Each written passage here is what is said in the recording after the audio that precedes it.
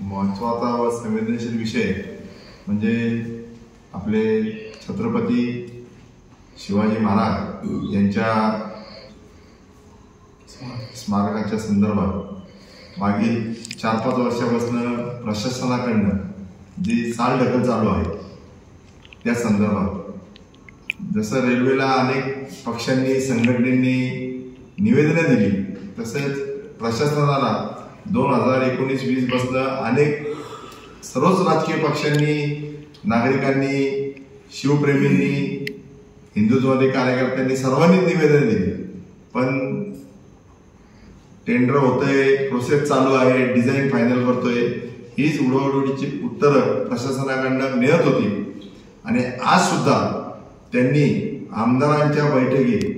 जी त्यांनी तारीख दिली 19 फेब्रुवारी शिवजयंतीच्या दिवशी आम्ही भूमिपूजन करू ही धांदार खोटी तारीख आहे असं आमचं सर्वांचं मत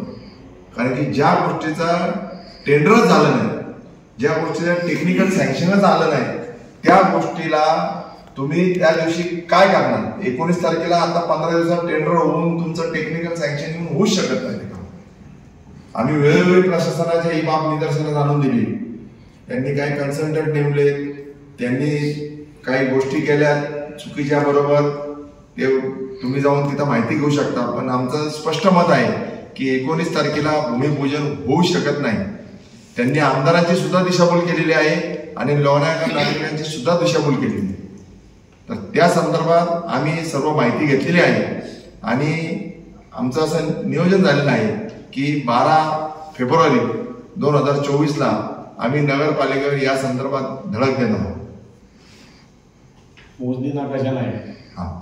प्लॅन तयार करतात प्रॉपर ऑफिशियल सरकारी मोजणी नकाशा बी नाही स्मारकाचा इकडे घेणार तिकडे घेणार साईडला घेणार म्हणजे दिशाभूलच चालू आहे कित्येक वर्ष आपण बघतोय 12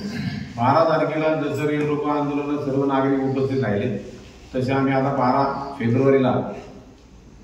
धडक मोर्चा आम्ही नगरपालिकेत लोणावळा जागरूक नागरिक शहर आम्ही हे म्हणून आम्ही 12 तारखेला तिथं धडक देणार कारण की फसवाफसवी तर लोकप्रतिनिधी आमदारासारखी जर ही फसवाफसवी करत असेल तर आपण तर नागरिक आहे सामान्य नागरिक आपल्याला कधी माहिती खरी मिळायची एवढे प्रकल्प तयार करतात मोजणीचे नकाशे नसतात की लोक भूमिपूजन करतात कामं चालू करतात आणि नंतर करोडो रुपये जातात आपले वेस्ट तशीच आता ही परिस्थिती फसवाफसवी आहे सगळी